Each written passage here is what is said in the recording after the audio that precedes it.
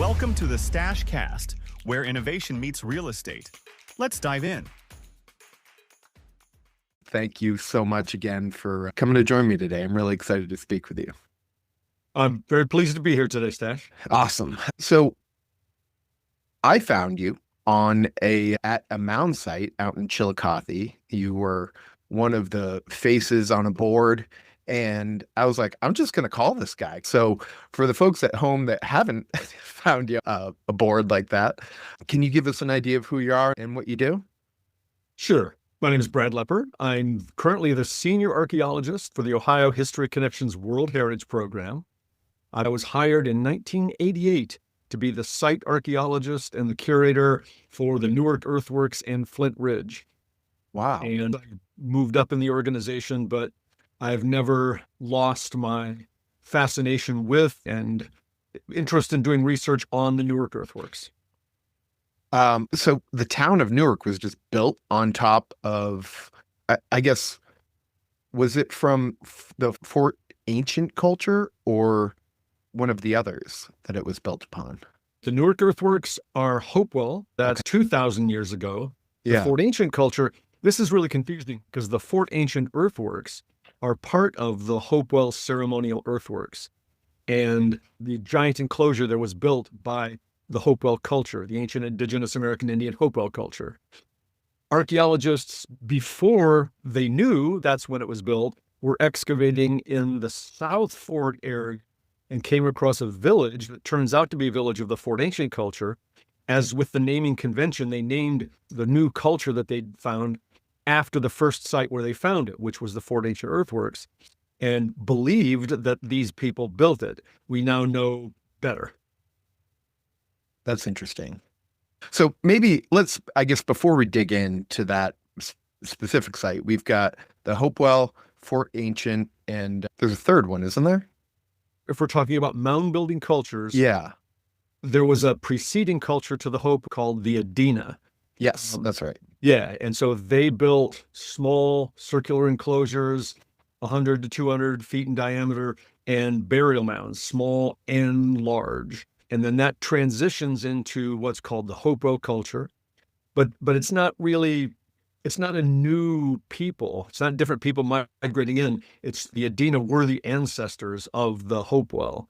The Hopewell was actually a little transitional period called the Late Woodland between the Hopewell and the Fort Ancient culture. People invent the bow and arrow. And these are all things that sort of balloon and explode in the Fort Ancient culture period. For, again, the people at home that maybe aren't as fascinated by this as certainly I am, and you are as well, where did they primarily exist? Because it's different for different cultures. The Adena were concentrated mostly in southern Ohio and in neighboring parts of West Virginia and Kentucky. Hopewell, basically the same area, but it expands a bit and goes into southern Indiana. The influence of Hopewell is what is remarkable because it extends to quite literally the ends of their world. Ceremonial regalia in Hopewell mounds are made of special raw materials that I think were brought to these sites by pilgrims coming from the Gulf Coast with conch shells, southern Canada with copper, and obsidian, a black volcanic glass. We know that came from Yellowstone Park, Obsidian Cliff, because of the chemical signature of that obsidian. Wow. And so I think thousands of people were coming here during the Hopewell period, at least at certain ceremonially propitious times. What do we know about their ceremonies? Like, why do we believe that these earthworks that they created were ceremonial in nature? One is that they're not cities. They're not places where people lived. They were gathering places. And a focus of most of them is on mortuary ceremonialism, burial mounds, interring the dead. There's always a mortuary focus to many of these sites, at least. And in addition, the architecture is aligned to the rhythms of the cosmos, whether that's to the summer solstice, sunrise and sunset, equinox, or particularly at Newark, to the rising and setting of the moon over its 18.6 year long cycle. that linkage of mortuary that involves bringing the cosmic rhythms down to earth into this architecture, and ceremonialism that draws pilgrims from the ends of the world, bringing exotic, fascinating raw materials there to be transformed into ceremonial regalia that were then used in ceremonies. Then at the end of the ceremonies, they were broken into bits and burned on altars. Oh, wow. Okay. Huh. Interesting. The Stash Cast is brought to you by Needle. What if you could use data and analytics to predict real estate transactions? With Needle, you can. Check it out at needle.us to learn more. So, have we found a settlement or a place where these people have lived? Because my story of exploration here is I went to Fort Ancient first, and it was a place I'd for years. And I've always been fascinated with the pre-American, pre-United States cultures. I'm listening to a book right now called Conquistador Voices, Christopher Columbus and Hernan Cortez by Kevin Seipel.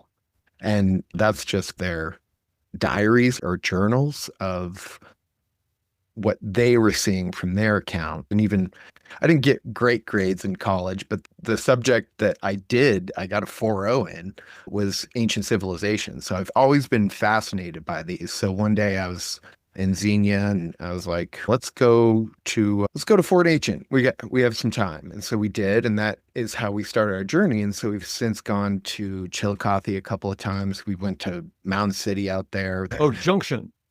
Right. And that's where I found you. And so I guess my question was, have we found places where these people have lived? There's settlements, or did they settle? Yeah, it's one of the remarkable things about the Hopewell culture, and one of the things that gives it the outstanding universal value. So that's a technical term that UNESCO uses by which to judge whether sites are worthy to be on the World Heritage List. They have to have outstanding universal value, not just national significance, not just local significance.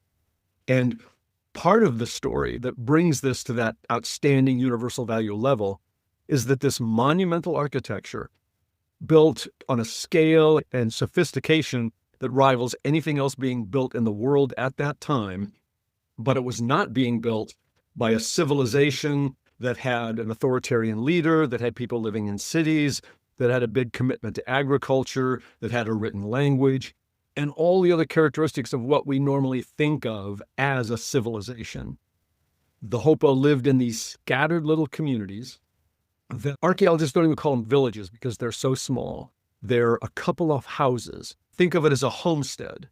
Mm-hmm. They do have some agriculture, but not corn. Corn doesn't come into the Ohio Valley until about AD 900, in that late woodland period. Wow. So they're eating sunflower, squash, goosefoot, little barley, plants that have been lumped together as the Eastern agricultural complex. So they're growing those crops, they're hunting, fishing, and gathering. But then periodically, hundreds, maybe thousands of these communities and pilgrims from far and wide come together at these sites to help construct them and then to perform ceremonies there. How did they build them? I was out at Serpent Mound and they said it was a stick with a deer shoulder blade on it. Because it's in such contrast to the sophistication of the earthworks, because they Right. were built with the simplest tools you can imagine. Like you say, the deer scapula hoe, shell hoes, pointed sticks, and baskets.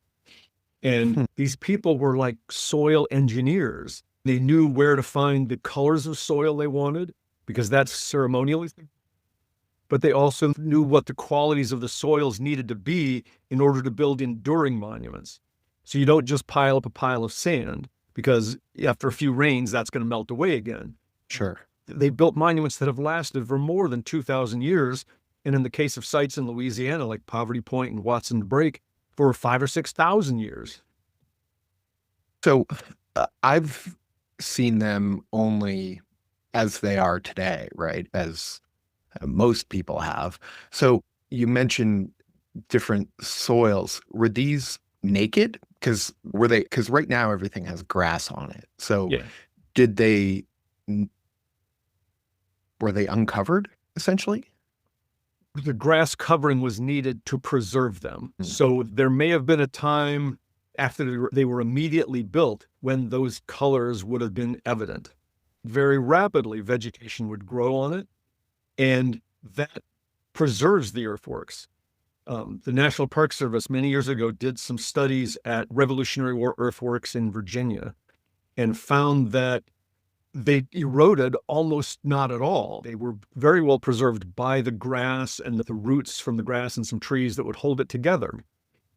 And it was only when a tree growing on it would die and fall over and pull up a root ball that it was subject to any serious damage.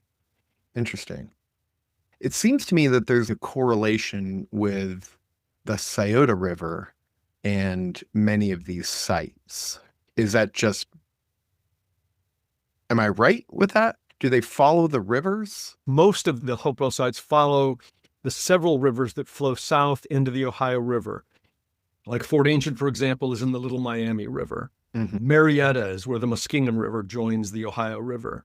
Portsmouth is where the Scioto River comes. There is a heavy concentration of these sites on the Scioto, and that's where most of the Hopewell Culture National Historical Park sites are located, in the Scioto Valley or in the neighboring Paint Creek Valley. That Paint Creek flows into the Scioto River.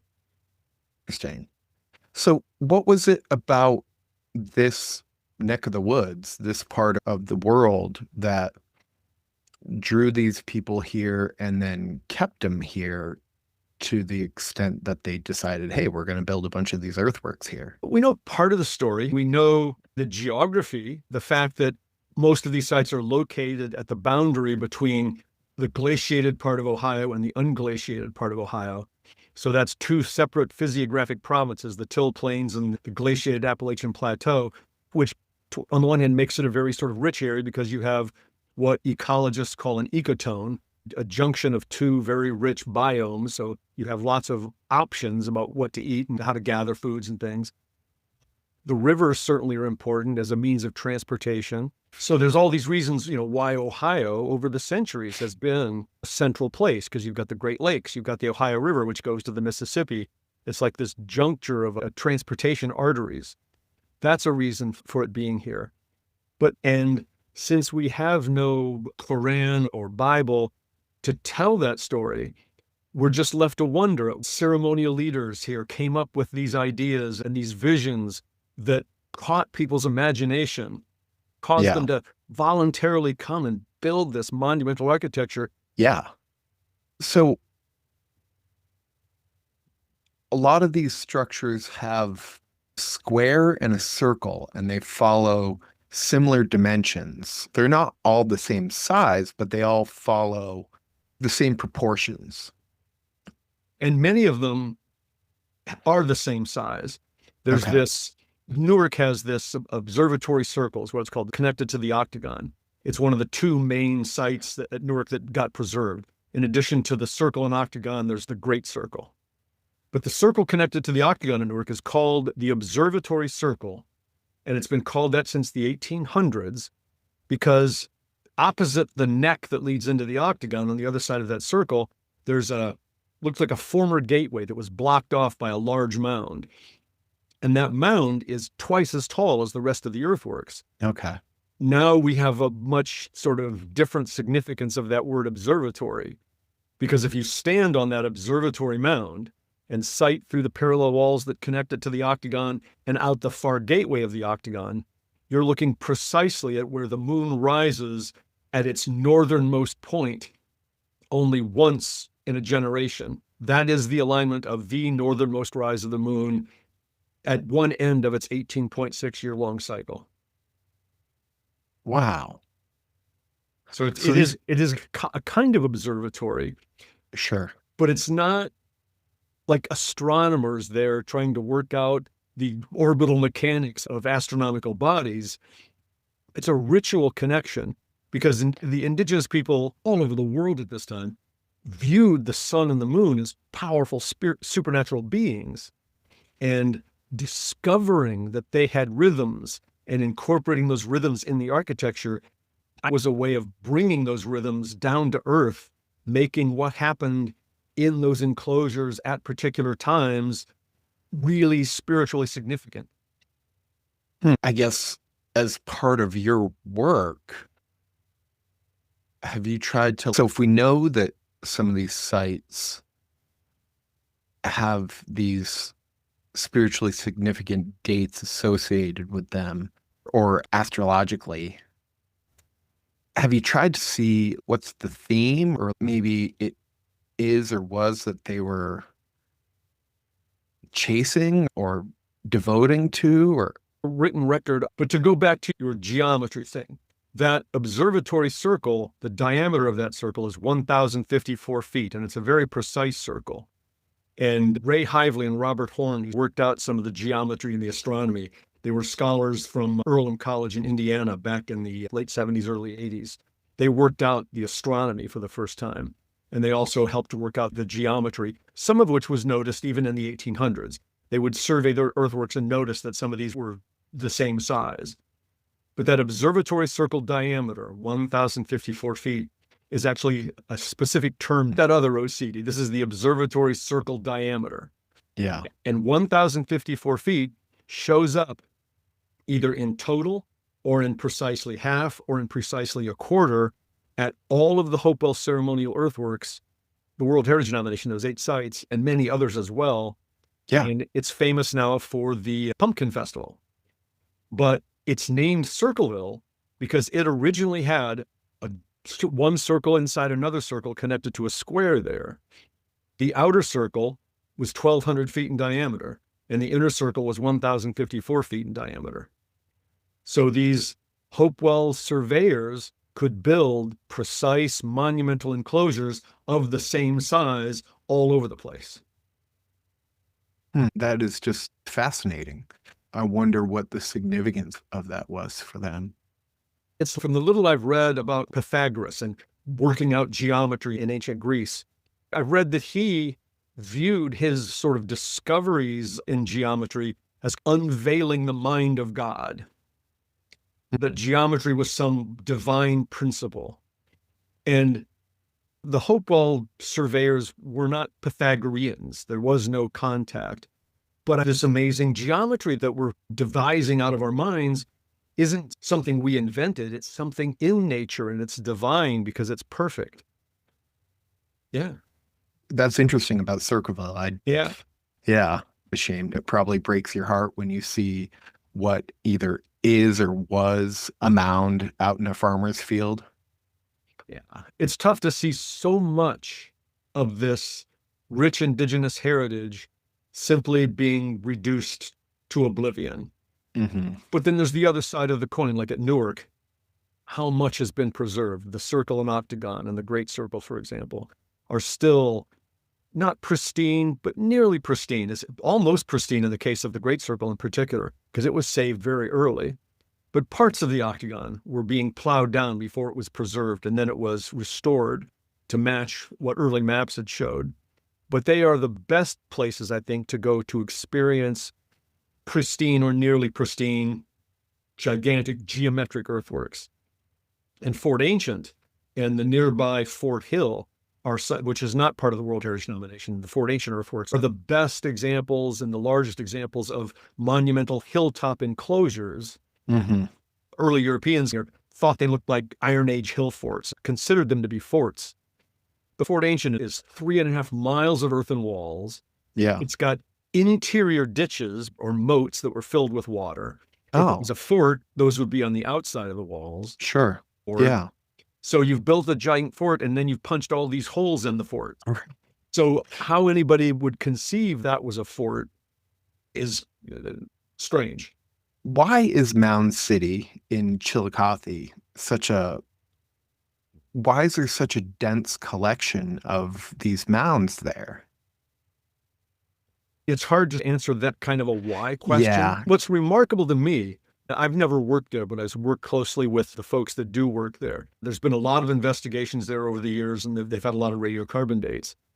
And what's surprising is the shape of that enclosure is relatively unique, a square with rounded corners. And when those burial mounds were excavated, before the mound was there was a timber structure there. Right. And the timber structure was a square with rounded corners.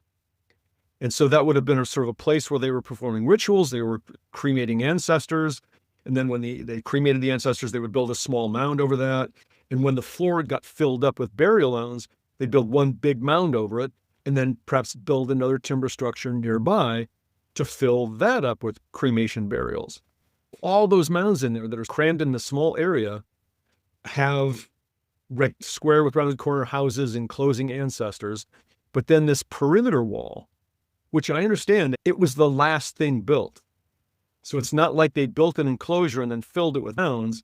They had this high density of mounds and then built an enclosure around it that just happened to correspond almost exactly to this square with rounded corners.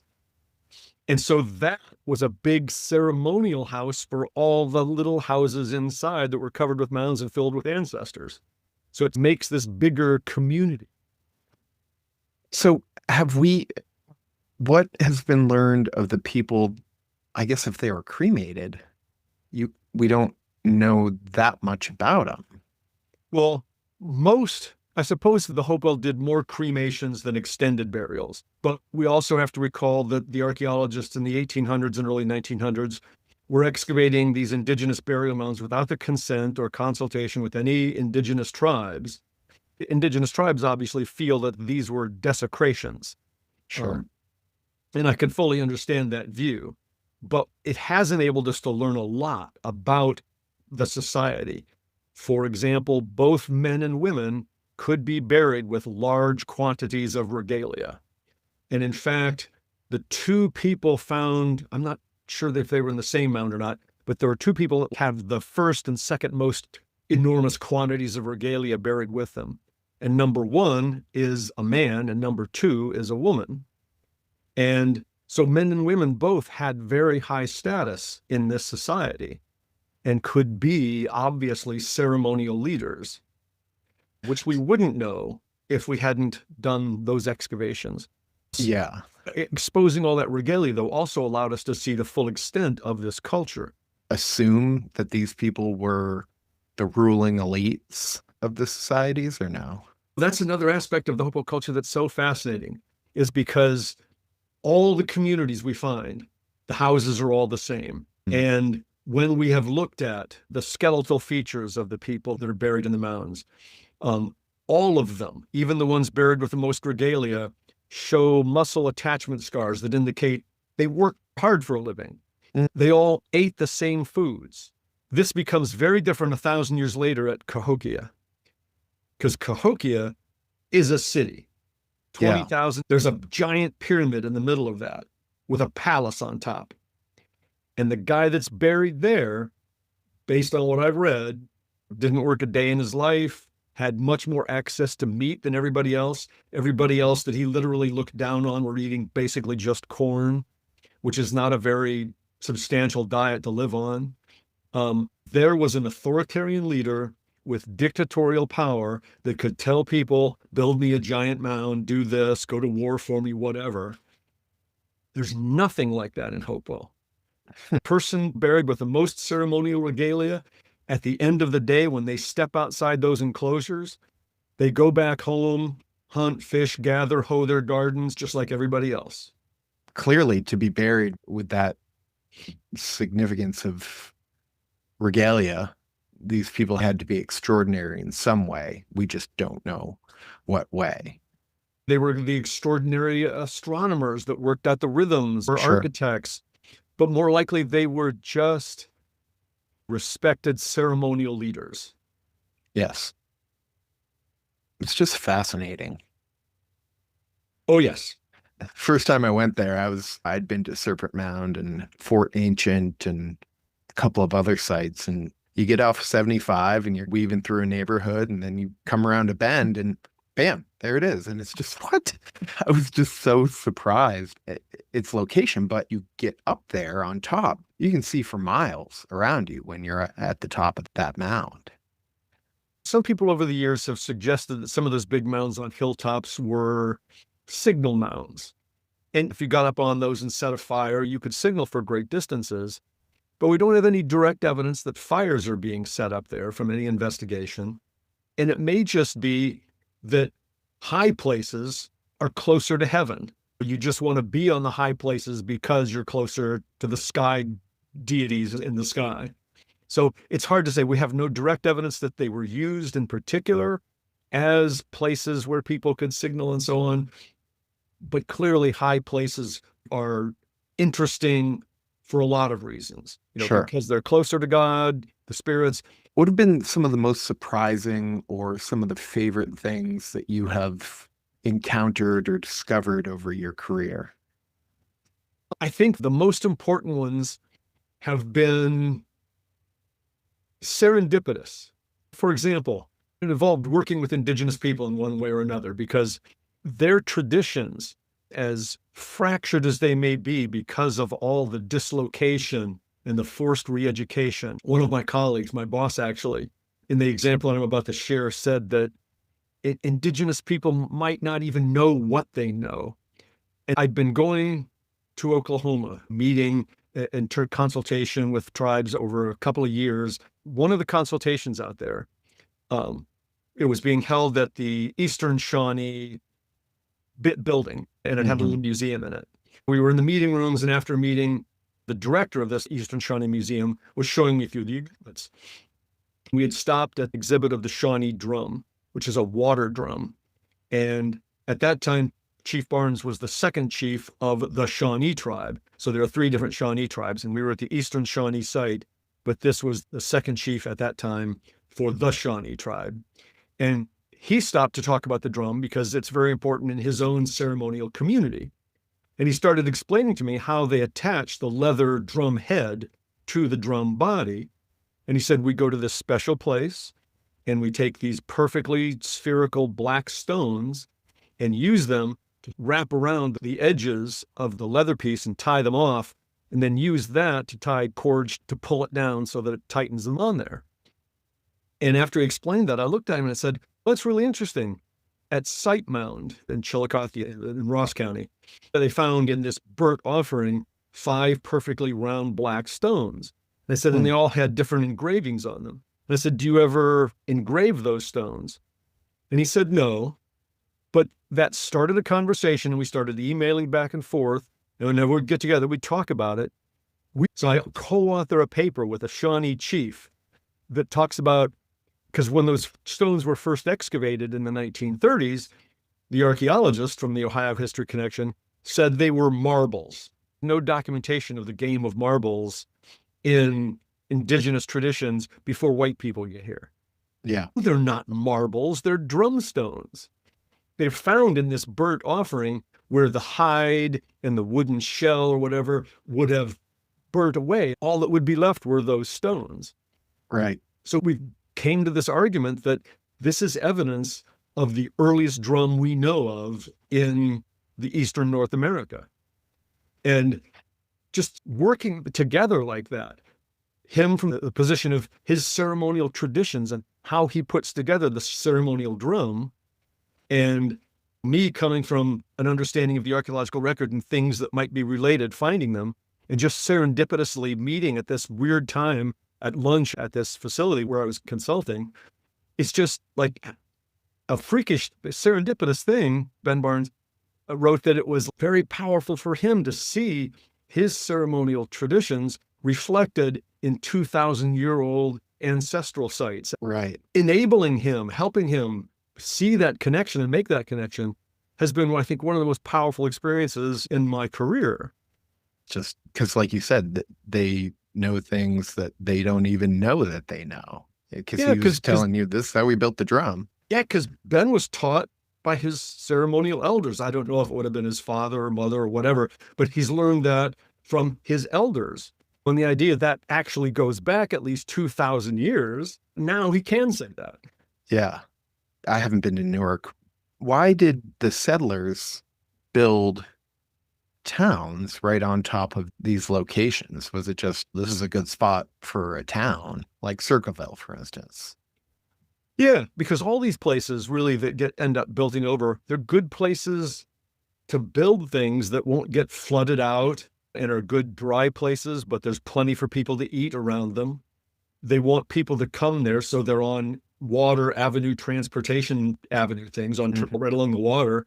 So They're there for all the same reasons that the Hopewell were there, except they're not there to worship. They're there to live and raise families and grow crops and things like that. It makes sense that these indigenous people are picking the best locations to build these places to be sustainable. And those are the same reasons Europeans wanted to live there too. Yeah, that makes sense. I'm thinking about Chillicothe right now. Chillicothe seems to have a lot of these sites there. It was the first capital of Ohio. You go there and you can see that it was a bustling metropolis, and then they moved the capital to Columbus. But why do you think Chillicothe? I guess it's because you have the Toyota there, and you have the Pink Creek come into Chillicothe as well. Yeah, I think it's just a little bit north of the town, and it goes off to the west. But yeah, it's a tributary of the Scioto in and around Chillicothe. How do you decide if your mission is to go and say, all right, we're going to go find some of these Hopewell settlements? How do you do that? These first amateur archaeologists would be finding lots of Hopewell artifacts in the area. And then a group of archaeologists have excavated a couple of these places now that are extremely large timber buildings. And they interpret those as settlements. There's other reasons for thinking that maybe they have other interpretations, like maybe they're a kind of guild hall, or maybe a place for clans or voluntary groups that come together, like the Ojibwe and Midewiwin Society, but close to the earthworks, and they're really big. We'd find small communities that are ephemeral, that maybe you find some post molds, fire pits, storage pits, and Hopewell artifacts. So for the longest time, people thought there should be cities associated with them and didn't find any evidence. But we have started over the last couple decades finding these little small communities that are ephemeral, like they're only living there for a couple of seasons and then moving on, pretty mobile, even though they're farmers in addition to being hunter, fishers, and gatherers.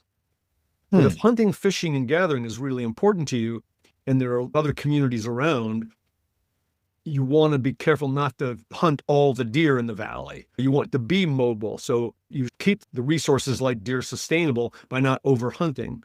So maybe that's why they were living in small communities and moving around a lot.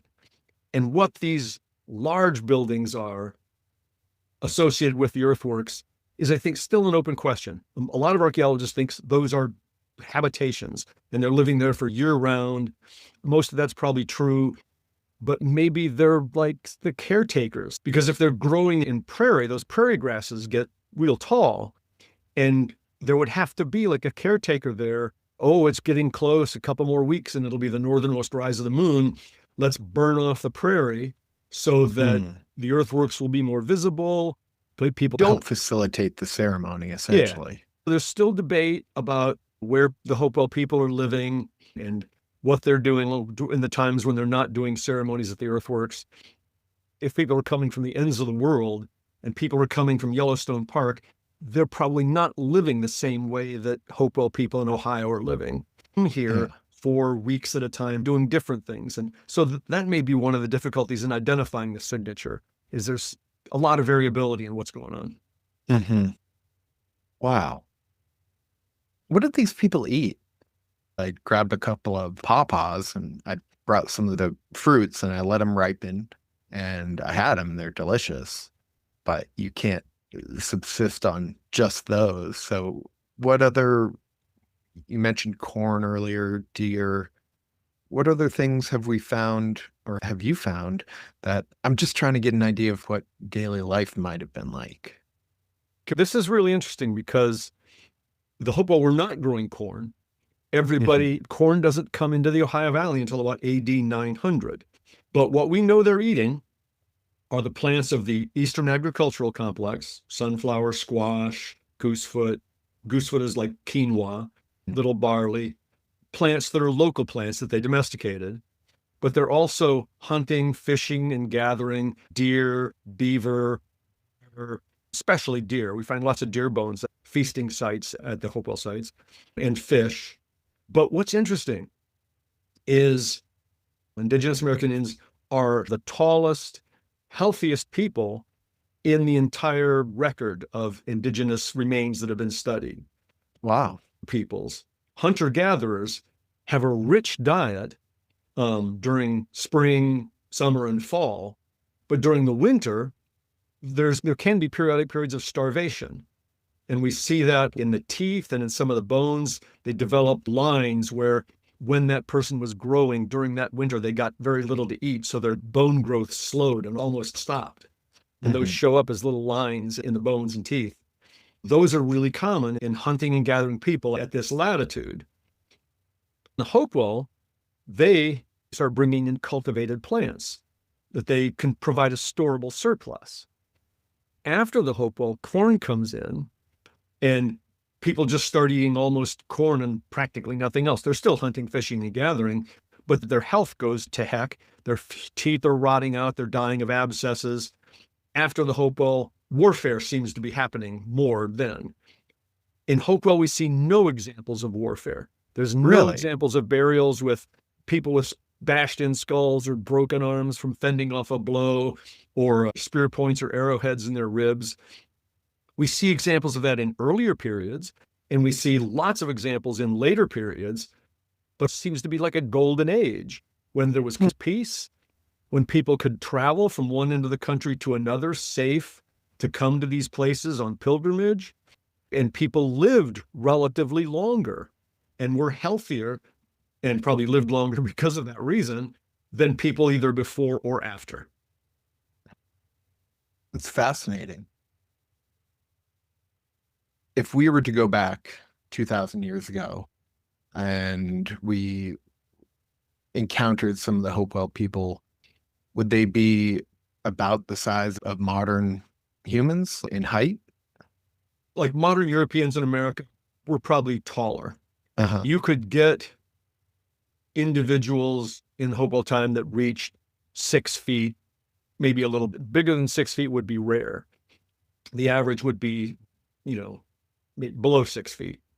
So we have much taller people now, but yeah, people before and after would be noticeably shorter than that. You mentioned at the top of the conversation when the glaciers did cover a good part of North America. Where did that line stop? There's a big bulge that comes down in western Ohio, not quite to Cincinnati, but it goes pretty far down. And then because of the way the Appalachian Plateau curves up, there's a much smaller bulge in central and eastern Ohio. So it comes down really far south to the west, but in the other parts, it's getting hung up on the Appalachian Plateau.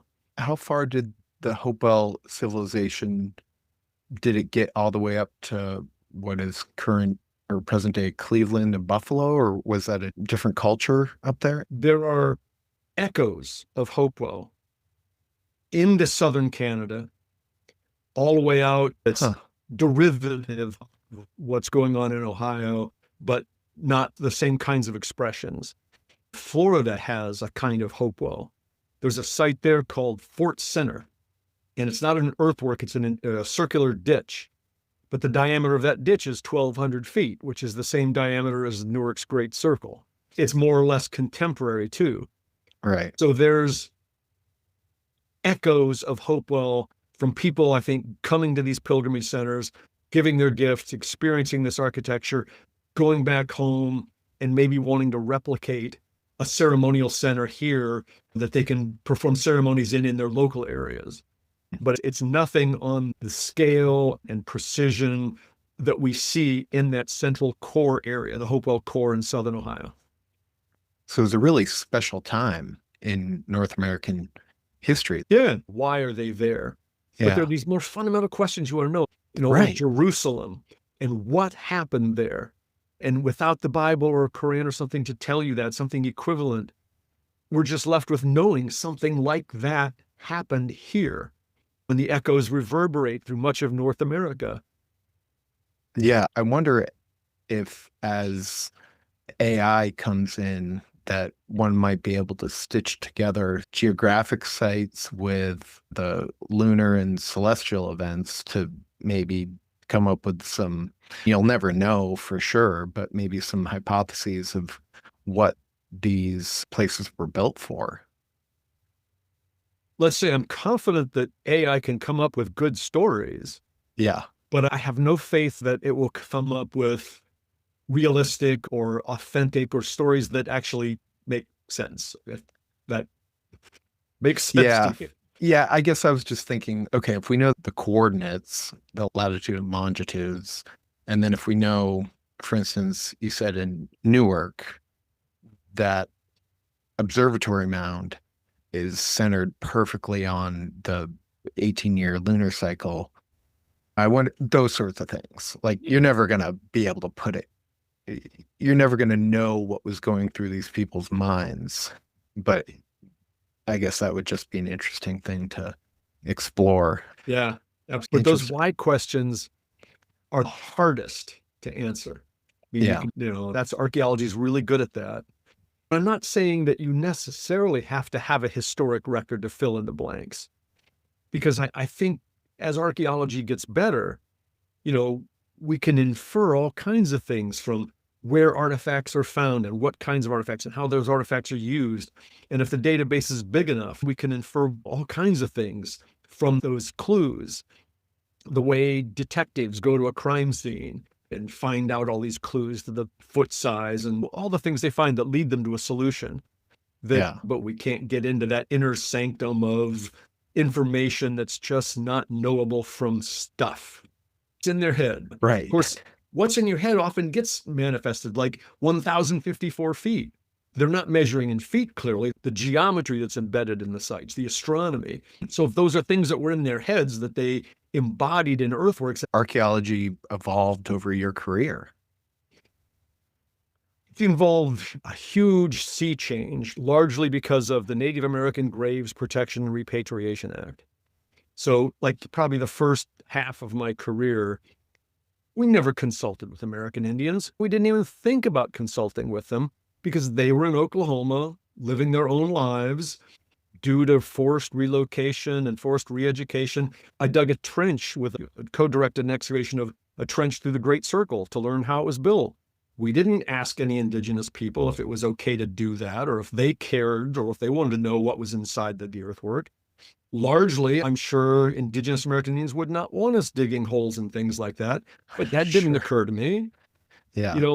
But now with the Native American Graves Protection and Repatriation Act, I think it was 1990 that was signed in, we're required to consult. It's like we're giving American Indians agency again, be involved in questions about their heritage. And I suppose early on I was resentful because they were infringing on my privilege. I want to go out and dig mounds and learn more about things in the earthworks. And now they're telling me I can't. But having gone out there summer after summer, year after year, and listened to them, of course, they should be intimately involved in these decisions. It's their heritage. Yeah. Yeah, I think that's just been a big sea change over these decades, and I happen to have my career stretch over both of them. I don't feel bad for the things that I've learned through these excavations because it's allowed us to tell this richer story about the Hopewell culture, but to involve indigenous American Indians in that process. If they tell me not to dig somewhere or that's not a good idea, absolutely, that's what we'll do. Now they do. And like the work I was able to do with Ben, I never could have done that back in my old career because I wouldn't have thought, why would you ask a modern American Indian whose lives not too different from ours? They're just modern people like we are. What are they going to know about what happened 2,000 years ago? What did you learn about the construction when you did dig that trench? Well, it was a bunch of some serendipitous things came out there too. One of the things we learned was that the outer wall was a different color than the inner part of the wall. That there was a trench inside the Great Circle. It's a construction sequence that we infer from our profile, is that they determined they wanted a diameter of 1,200 feet. So they'd put a stake in the ground, measured precisely from its distance between other enclosures, and then stretched out a 600-foot long rope, and then probably walked around in a circle. And in our trench at the bottom, there was this small clay mound. And we picture that they built like a whole circle of little clay mounds to determine the diameter. And then they dug the ditch and got all of the black, dark brown earth left a gap from the ditch, and then piled that all up on the mounds. So at the end of that stage, there's this dark brown, almost blackish embankment, a gap, and then the ditch. And then they brought bright yellow-brown material from deep within the earth and piled it from the edge of the ditch to the top of the mound. So when it was first finished, there'd be this dark brown wall if you were approaching it from the outside, and a bright yellow-brown wall if you were on the inside. At the Great Circle, they didn't do that. They built it right on the existing surface. So we actually got to see the whole soil profile beneath the earthwork. And I was working with a colleague from Denison University, who was a soil scientist, Todd Folking, and he's looking at that soil profile.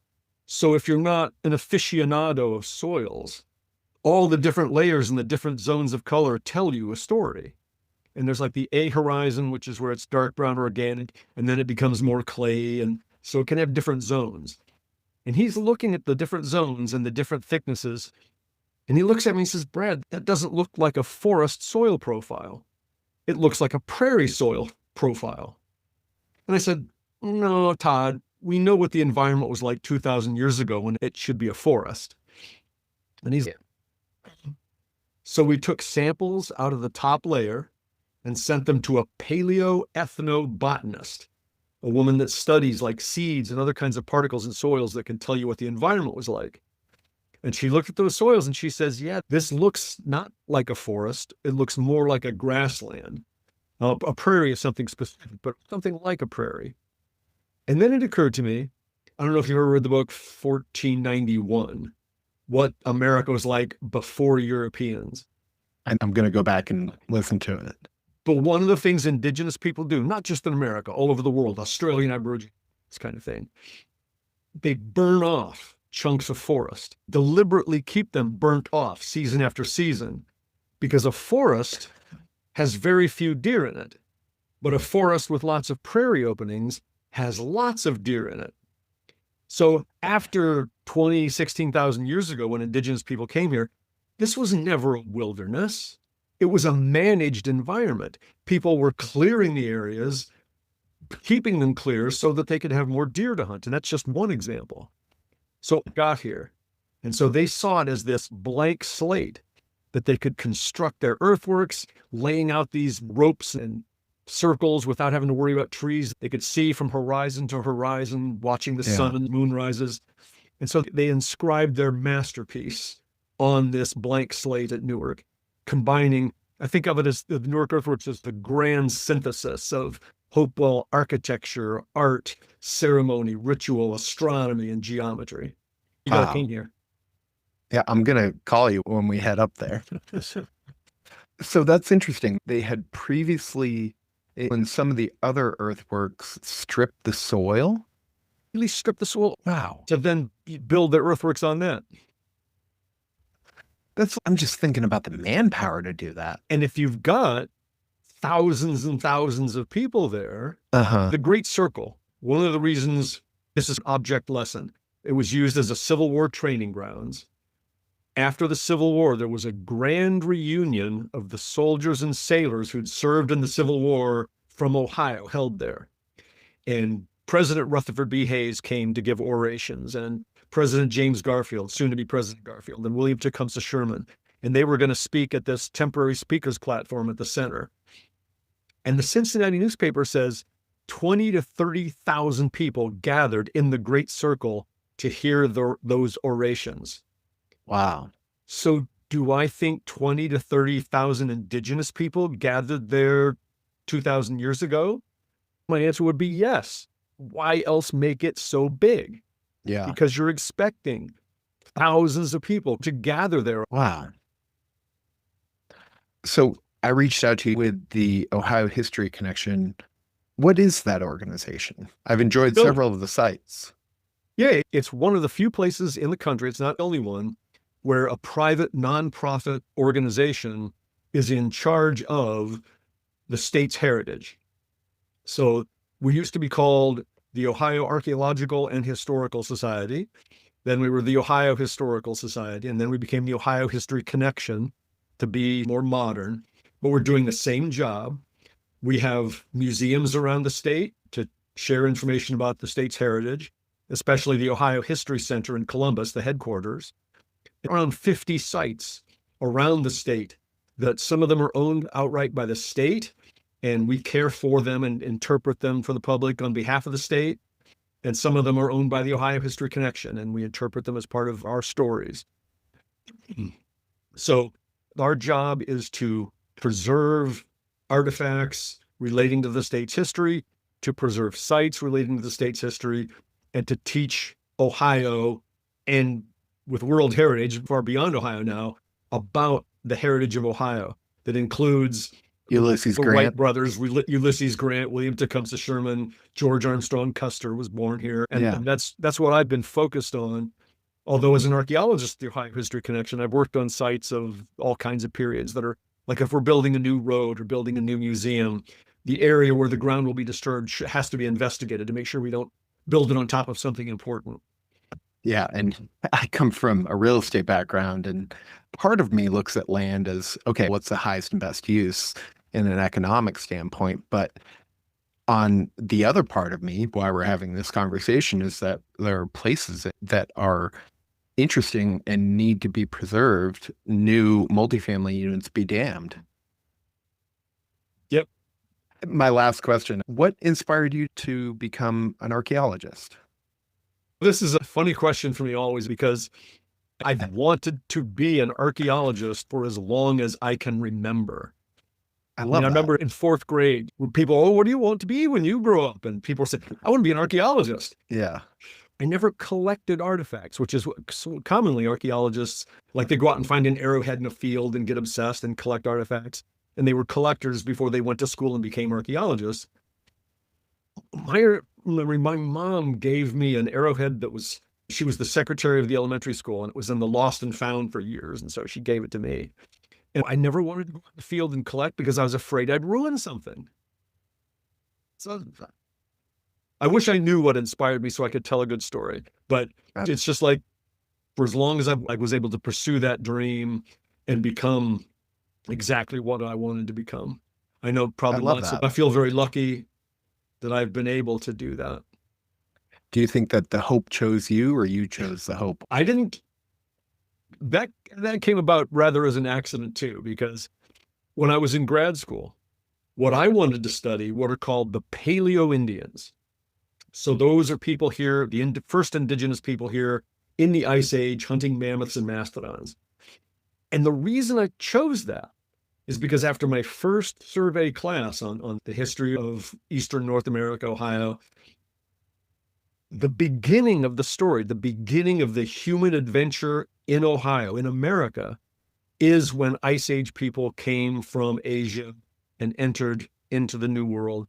And that we think that happened now about 20,000, maybe 23,000 years ago. And so in my mind back then, getting started, if this is the whole history and there's all these different periods, if you want to study the past, it's because you think the past has the clues to explain where we might be going. And so if I just chose to study Hope, that's not the beginning of the story. I need to go to the beginning of the story and understand that. So that helps you understand what came next, which helps you understand what came next. So I was all about studying the Paleo Indians, the first chapter in Ohio's and America's history. There were people in my department who were going for Hopewell, and they seemed to look down on me. They were like kind of snooty. Oh, we're studying the great Hopewell culture, and you're just down there grubbing in the dirt looking for little spear points and things. So I did my dissertation on Paleo Indians, graduated, worked for a year in what's called the cultural resource management industry. But that's where you're examining fields that are going to become roads or dams or housing developments or something. So the people you're working for don't want you to find it because it'll hold it up. Got tired of doing that for a year. And then this job at the Ohio History Connection came up. I was applying all the time for university positions, thinking I'd get that dream tenure track job. But this opportunity to be the site archaeologist at the Newark Earthworks came up. I applied for it and got the job. And so then I just started reading everything I could so I could be the best interpreter I could, fell completely in love with these places and became fascinated with them and wanted to help preserve them. And Wanted to see them someday on the World Heritage List. That's amazing. That's great. Did the Hopewell leave any traces of language that we've been able to interpret? Because there's no written language. Uh-huh. We see the same kinds of symbols all through the Hopewell world, so to speak, some of the same important things, but no, given their extent, we know that like historic Ohio, when Europeans first get here, there are a dozen or more tribes here, and they represent at least 3 separate language families. So the Iroquoian in the north, the Algonquian sort of in the central, and Siouan in the south. That diversity right there in the historic times gives us a clue to the diversity that would have been here during Hopewell times when people were coming from everywhere. Yeah. So we can't say this tribe built the earthworks. What we can say is all the tribes in at least this area were involved in some way in coming here, sharing things, giving offerings, helping to build the earthworks. So when people ask me, like in the Eastern Woodlands, which tribe built the mounds, I say all of them. Yeah. There were certainly tribes more local that would have felt it's their home where they lived permanently, could have been and probably was involved with what was going on here. So fascinating. Dr. Lepper, I appreciate your time today, and thank you so much for joining me. Thank you for the invitation. It's a pleasure to be here. That's it for the Stashcast. Subscribe, share, and stay ahead in commercial real estate and prop tech. See you next time.